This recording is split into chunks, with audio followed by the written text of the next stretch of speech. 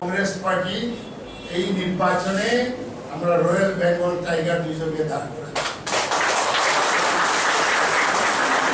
আমরা বিশ্বাস করি এই লড়াইয়ে যারা নতুন এসছেন ওনারাও আমাদের সাথে হাত মিলিয়ে লড়াই করছেন।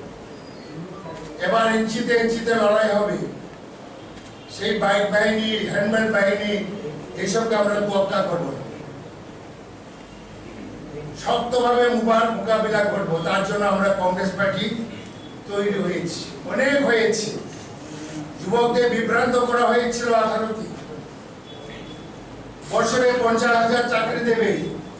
4 বছরে কত হয়েছে বন্ধু? 4 বছরে 15,000ও চাকরি হয়নি। এত মিথ্যা প্রতিশ্রুতি, বিশ্বাসঘাতকতা করেছে যুব সমাজ। আমরা বিশ্বাস করি যারা বাইক বাহিনী, হেলমেট বাহিনী, তাদেরকেও আমরা আহ্বান রাখবো।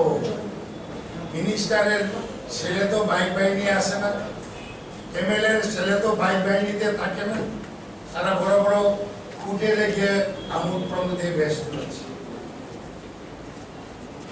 মিনিস্টারের ছেলে, বিধায়কের ছেলে, এমপির ছেলে, এরা বড় বড় হোটেলে আমোদ প্রমোদে ব্যস্ত থাকে।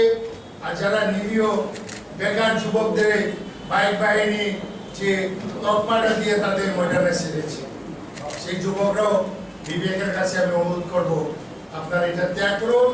আসুন কংগ্রেসকে আমরা মজবুত করি। আমি দীর্ঘ বলবো না। যারা এসছেন এর মধ্যে উল্লেখযোগ্য হচ্ছে দুলাল দাস, উনি আমার সহকর্মী ছিলেন, সহযোগিতা।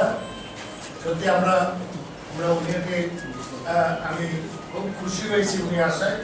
এবং যারা এসছেন আমাদের কংগ্রেসের দুয়ার খোলা আছে। যারা এসছেন তাদেরকে পূর্ণ মর্যাদার সহিত আমরা একসাথে কাজ করব। ধন্যবাদ।